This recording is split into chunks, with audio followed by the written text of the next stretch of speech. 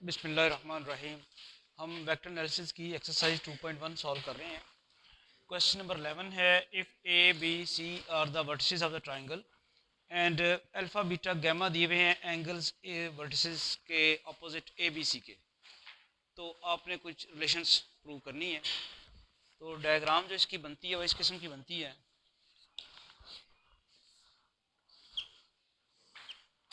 ये A B और सी, ये ट्राइंगल है जिसकी वर्टिसेस आपको दी हुई हैं ए बी सी, और ये एंगल अल्फ़ा, ये बीटा और ये गैमा ये दिए हुए हैं। हमने कॉस अल्फ़ा, कॉस बीटा और कॉस गैमा मालूम करना है। अगर आप बड़े गौर से देखें तो अल्फ़ा किस किस के दरमियान एंगल है? ए बी और ए सी के दरमियान। तो इसका मतलब आपको ए बी और ए सी फाइंड करना है। तो आप ए बी जो फाइंड करेंगे, अगर मैं डायरेक्ट ही कर दूं तो वो क्या होगा? बी माइनस ए, -2 2 1 -1 2 4। तो ये क्या बन जाएगा? -2 -1 -3 2 -2 0 1 -4 -3। ये पहले मैंने ए भी फाइंड किया। इसी तरह आप ए सी भी फाइंड कर लें। तो ए सी किस तरह होगा? 2 4 -3 -1 2 और 4। तो ए सी आपके पास क्या आएगा? 2 -1 1 4 -2 2 -3 -4 -7। समझ आ गई है? बी सी भी फाइंड कर ही लेते हैं। इस क्वेश्चन समझ आ रहा है ना क्या कर रहे हैं? A B C vertices triangle की दी हुई हैं, और आपको पता ही है कि इन वर्टिसेस के करस्पॉन्डिंग एंगल्स किस तरह बनते हैं, अल्फा बीटा गैमा, और आपने कॉज अल्फा की वैल्यू मालूम कर रही है। तो चूँकि वेक्टर्स का यूज़ है यहाँ पे, तो ए बी और ए सी फाइंड करना पड़ेगा, क्योंकि ए बी और ए सी के दरमियान अल्फा है। इसी तरह फिर आप बी ए और बी सी मालूम करेंगे, वहाँ एंगल बीटा है। तो वो जो ए बी मालूम किया है उसे ही हम बी ए कर लेंगे, ठीक है।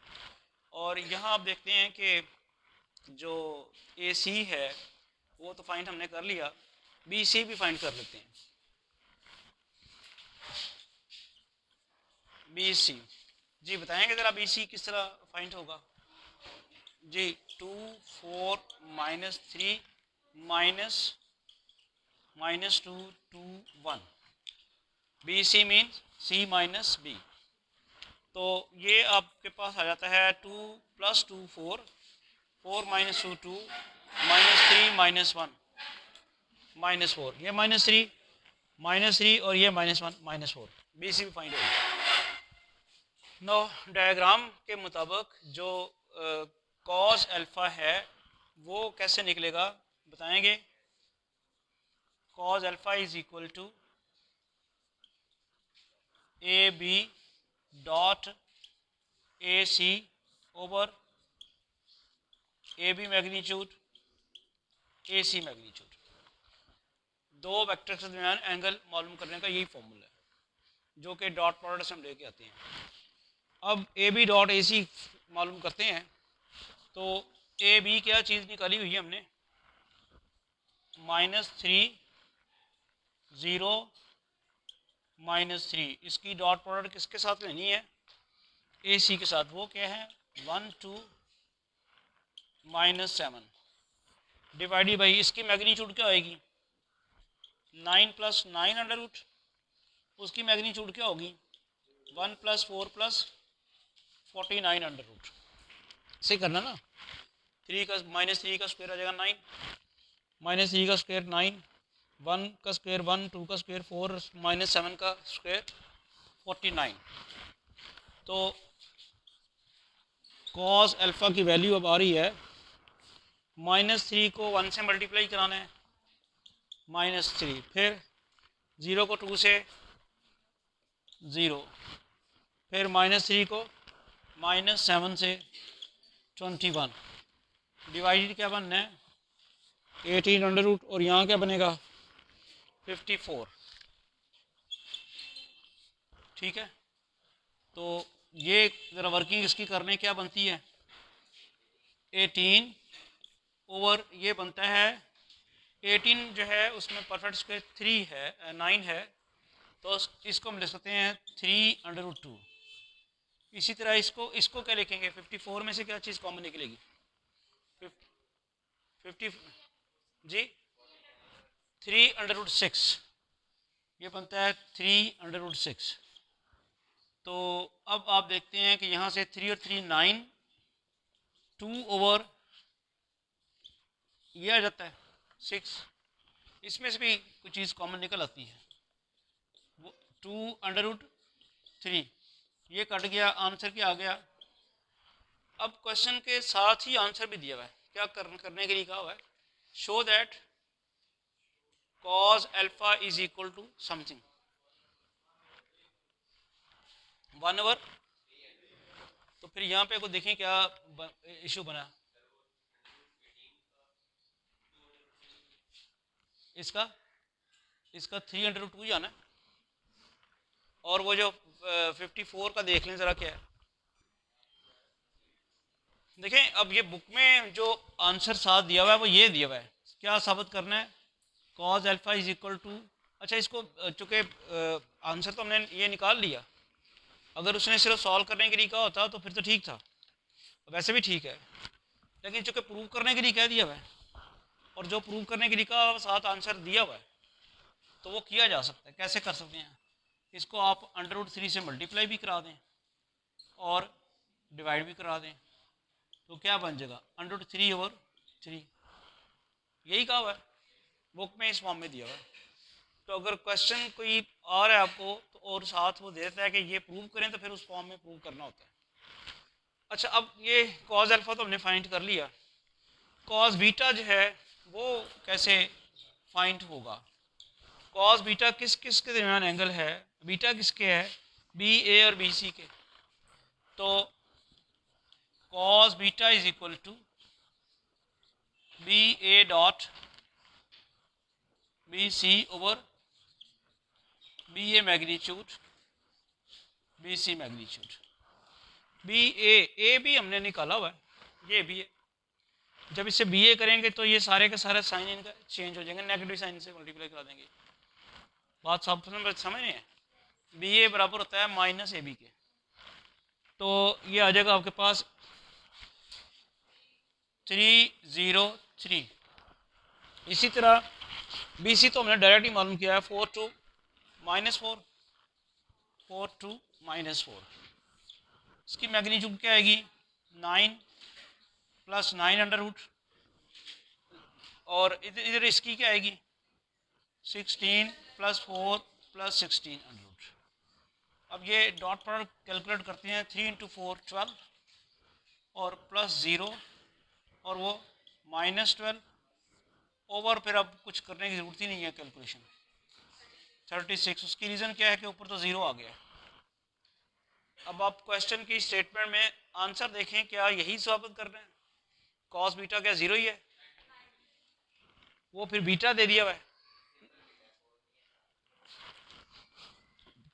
पहला जो आंसर था वो cos अल्फा की फॉर्म में था या cos इनवर्स की फॉर्म में था जी, cos अल्फा, और यहाँ से आपके पास beta is equal to cos inverse 0, तो cos इनवर्स 0 किसके इक्वल है 90 डिग्री के।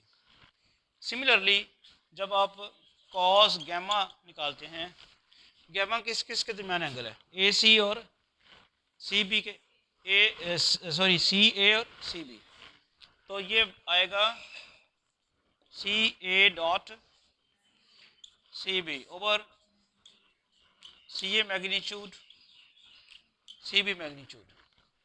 अब ए सी तो हमने फाइंड किया हुआ है 1 2 -7, सी ए इसका नेगेटिव हो जाएगा -1 -2 7, -1 -2 और 7, और सी बी ये बी सी है -4 2 नहीं -4 -2 और 4, इसमें भी आपने बी सी का साइन चेंज करना, डिवाइडेड बाई इसकी मैग्नीट्यूड -1 का स्क्वायर 1, -2 का स्क्वायर 4, 7 का 49, इधर 16 + 4 + 16 अब डॉट प्रोडक्ट ले लेते हैं ज़रा, -1 × -4 4, -2 इंटू -2 +4, 7 इंटू 4 28।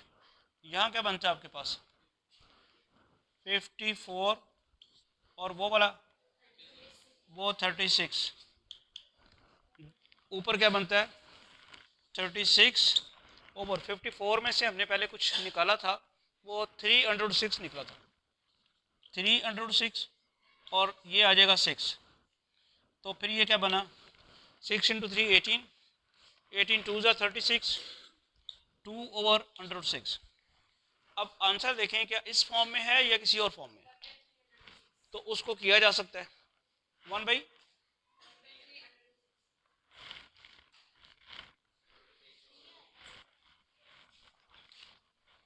आप जो इसकी जो फॉर्म है 1/3/6 कैसे कह रहे हैं, 1/6 न्यूमरेटर में कर रहा है वो।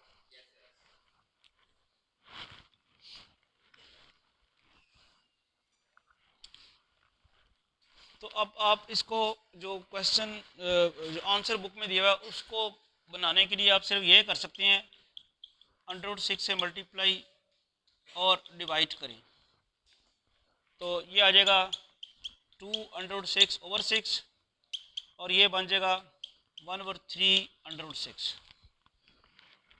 ठीक है, तो ये जो बुक में आंसर दिया हुआ था उस फॉर्म में हमने ले आए हैं, क्योंकि कहा था कि शो करें।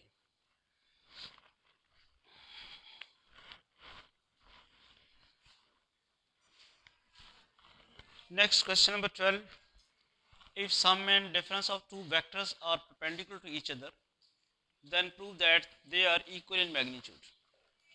पंजाब यूनिवर्सिटी में 2017 के क्वेश्चन पेपर में आया हुआ है। क्या क्वेश्चन की स्टेटमेंट क्या है कि दो वेक्टर्स हैं, उनका सम और उनका डिफरेंस आपस में परपेंडिकुलर है। तो कैसे करेंगे, आप पहले वो वेक्टर सपोज कर लें।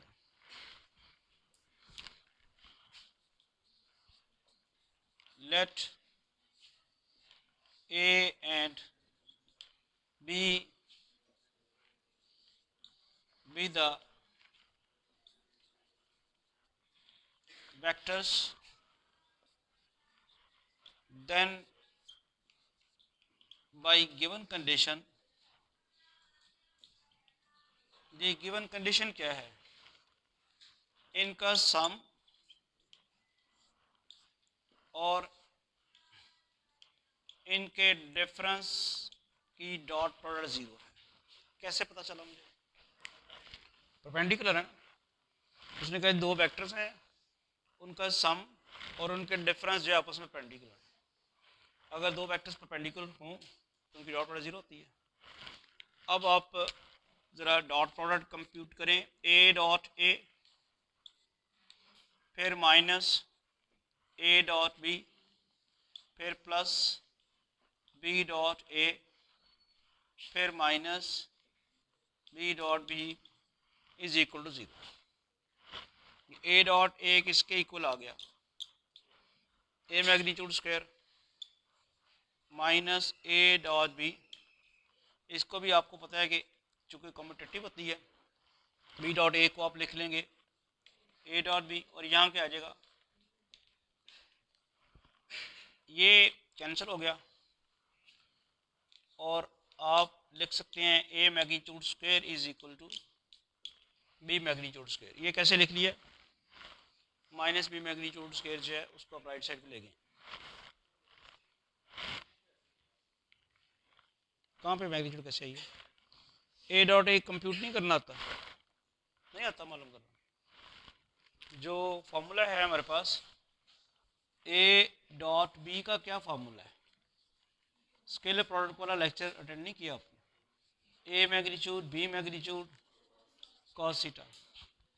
जब आप A की डॉट प्रोडक्ट A के साथ लेंगे तो अब जाहिर बात है यहाँ आपने B की जगह A किया है, इधर भी आपने B की जगह A करना है। A का अपने साथ ही एंगल क्या होता है, अगर आप वेक्टर A लें, ये वेक्टर A है, ये वेक्टर B है, के दरमियान तो एंगल थीटा हो गया। लेकिन अगर ये वेक्टर B A बन जाए तो फिर उनके दरमियान एंगल 0 होगा। तो ये क्या बन जाता है, ए मैग्नीट्यूड स्क्वायर और कॉस 0 1 के इक्वल होता है।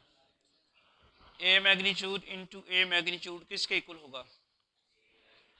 तो ये आ जाता है, ठीक है। तो अब इस स्टेज के ऊपर ये क्वेश्चन आपका करना बनता नहीं था कि ए डॉट ए किसके इक्वल आ गया? ए मैग्नीट्यूड स्क्वायर, क्योंकि बहुत सारा काम तो हम कर चुके हैं। इसी तरह बी डॉट बी किसके बराबर आ गया? B magnitude square. A dot B और बी डॉट ए आपस में ये वाले जो हैं कैंसिल आउट हो जाते हैं, और यहाँ से हम इसको लिखेंगे A magnitude is equal to B magnitude.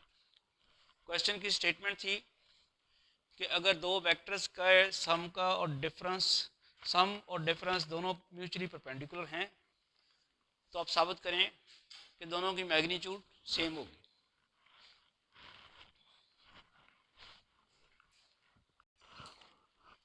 Next question number 13 है, the resultant of two vectors A and B is perpendicular to A.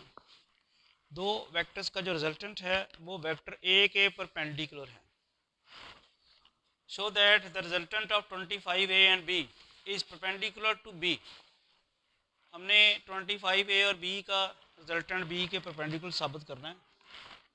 If B magnitude is equal to 5 A magnitude. University of Sargodha में 2018 के question paper में आया हुआ है। अब जो information है उसके मुताबिक, जो गिवन कंडीशन है उसके मुताबिक ए और बी का जो रिजल्टेंट है ए के परपेंडिकुलर है, यानी बाई गिवन कंडीशन ए और बी का रिजल्टेंट क्या बनेगा? ए प्लस बी, यही बनेगा। और ये परपेंडिकुलर किसके है? ए के। ये मैंने सिंबल लिख दिया परपेंडिकुलर का। ए और बी का रिजल्टेंट बनता है ए प्लस बी, और वो उसने कहा ए के परपेंडिकुलर। जब ये ए के परपेंडिकुलर है तो इसका मतलब है इसके साथ डॉट प्रोडक्ट जो है वो क्या है? 0। इसका मतलब ये हुआ कि A dot A plus B dot A is equal to 0। और हम इसे यूं लिख सकते हैं ए मैग्नीट्यूड स्क्वायर, और आप उसको उधर ले जाएं तो अब अभी इधर ही सिंप्लीफाई इसको कर लेते हैं। ए मैग्नीट्यूड स्क्वायर प्लस इसको हम अगर ए और बी के दरमियान एंगल थीटा हो तो उस फॉर्म में भी लिख सकते हैं, या अभी फ़िलहाल ए डॉट बी की फॉर्म में लिख लेते हैं, अगर ज़रूरत पड़ी तो फिर इसको यूज़ कर लेंगे हम। क्योंकि अगर आप इसको लेते हैं A magnitude B magnitude cos theta, देखते हैं किस फॉर्म में इसकी ज़रूरत पड़ती है। फ़िलहाल ये आप कर लो। अब जो साबित करना है वो क्या है? Resultant of 25 A and B is perpendicular to B, ये साबित करना है। जिन दो वेक्टर्स को हमने परपेंडिकुलर साबित करना है उनकी डॉट प्रोडक्ट लेते हैं ज़रा।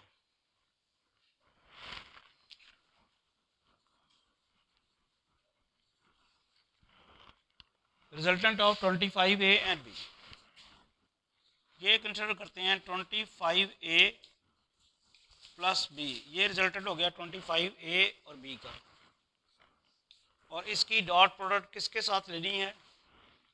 वेक्टर बी के साथ। 25 A plus B dot B. जरा देखिए क्या रिजल्ट आता है यहाँ पे। 25 ए dot B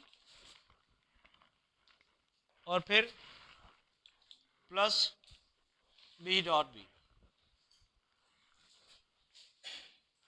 A dot B की वैल्यू शायद हम यहाँ से लगा सकें, क्योंकि नंबर 1 से ए डॉट बी की वैल्यू क्या आएगी जी? Minus A magnitude square, minus A magnitude square. और यहाँ ये क्या बन जाता है? इसको हम लिख सकते हैं बी मैग्नीट्यूड स्क्वायर। तो ये बन गया हमारे पास minus 25 A magnitude square plus B magnitude square. हमने इन दोनों वेक्टर्स को परपेंडिकुलर साबित करना। ये दोनों वेक्टर परपेंडिकुलर कब होंगे? जब इनकी डॉट प्रोडक्ट ज़ीरो होगी। और अगर हम इनकी डॉट प्रोडक्ट ज़ीरो लें तो फिर इसको ज़ीरो होना पड़ेगा। और अगर ये ज़ीरो होता है, ये ज़ीरो आएगा, तो फिर ये किस सूरत में आएगा? इस कंडीशन। चेक कर लेते हैं।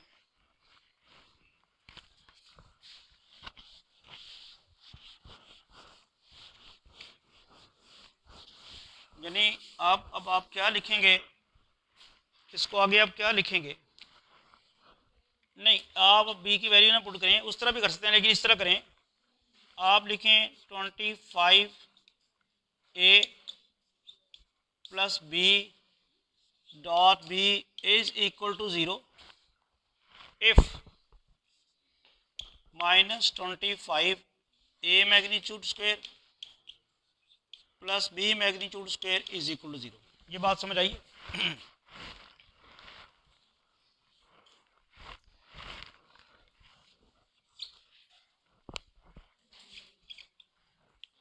मैंने ये कैलकुलेट किया, 25 A plus B dot B वो इसके इक्वल आया। अब अगर 25 ए प्लस बी को डॉट बी को मैंने ज़ीरो रखना है, ये ज़ीरो सिर्फ एक ही सूरत में हो सकता है ना। अगर minus 25 A magnitude square plus B magnitude square zero के बराबर हो। आपने ये कंप्यूट किया 25 A plus B dot B वो इसके बराबर आया minus 25 A magnitude square plus B magnitude square. अगर ये ज़ीरो होगा, एक ही सूरत में ज़ीरो होगा ना, जिसके ये बराबर आया वो ज़ीरो हो। अब अगर ये ज़ीरो हो गया, इसका क्या मतलब है?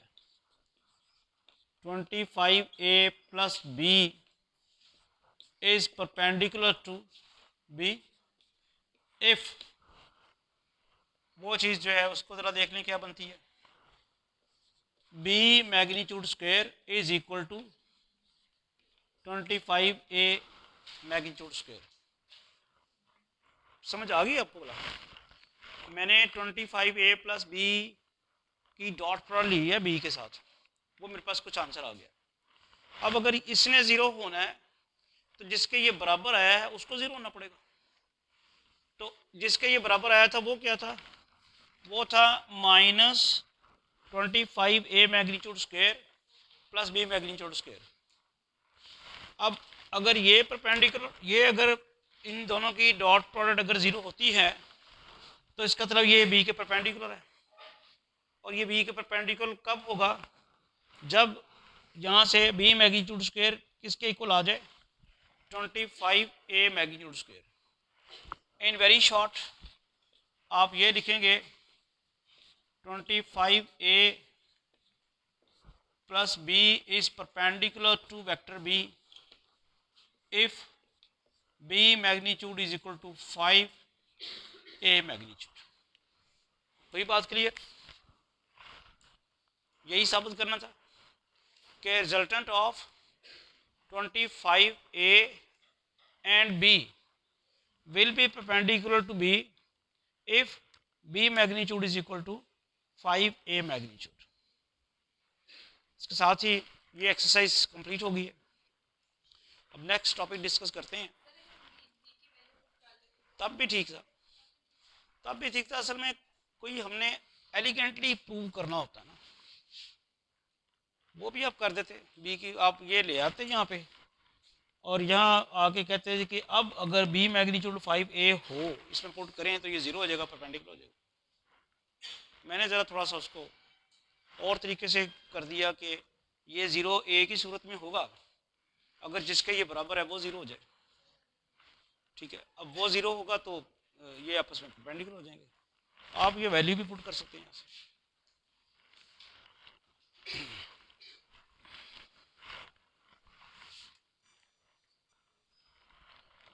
नेक्स्ट हमारा टॉपिक है वेक्टर प्रोडक्ट। इससे पहले हम स्केलर प्रोडक्ट डिस्कस कर चुके हैं, अब वेक्टर प्रोडक्ट है। स्केलर प्रोडक्ट आपको याद होगा कि दो वेक्टर्स की ऐसी प्रोडक्ट थी जिसका आंसर स्केलर क्वांटिटी आता था। अब क्या है कि वेक्टर जैसे इसके नाम से है कि वेक्टर प्रोडक्ट दो वेक्टर्स की ऐसी प्रोडक्ट होगी जिसका आंसर एक वेक्टर क्वांटिटी आएगा। अब इसको कैसे लिखते हैं और कैसे डिफाइन करते हैं, ए क्रॉस बी, और इसकी डेफिनेशन ये है A magnitude B magnitude sine theta and N unit vector. देखिए, जब आपने वेक्टर क्वांटिटी आप डिस्कस करते हैं तो उसकी एक मैग्नीट्यूड होती है और एक डायरेक्शन। तो जब तक आप स्केलर प्रोडक्ट कर रहे थे तो वहाँ आपने डायरेक्शन नहीं लगाई थी, यहाँ अब आपको डायरेक्शन लगानी है ताकि ये वेक्टर क्वांटिटी बन जाए ए क्रॉस बी। तो आ गया A magnitude B magnitude sine theta N unit vector. ये थीटा जो है ये तो हो गया ए और बी के दरमियान एंगल, और ये जो यूनिट वेक्टर है ये क्या है, ये उस प्लेन के परपेंडिकुलर वेक्टर है जिस प्लेन में ए और बी लाई करते हैं। अब इसको मैं समझाता हूँ आपको, पहले तो डेफिनेशन मुकम्मल कर लेते हैं। Where theta is the angle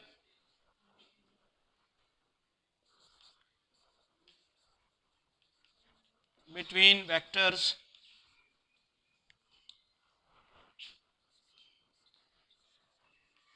A and B and n unit vector is the unit vector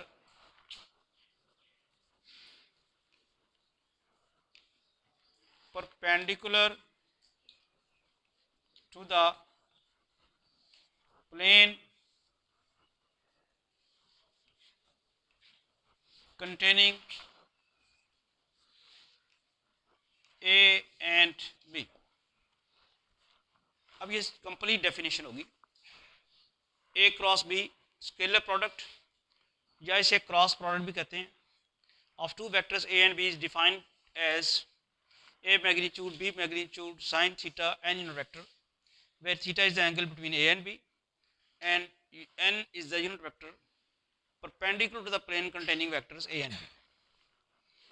इसकी जरा एक्सप्लेनेशन करते हैं। लेट्स सपोज के ये वेक्टर A है और ये वेक्टर B है। एंगल अब फ्रॉम A टू B होगा, A क्रॉस B जब लेंगे एंगल ए टू बी।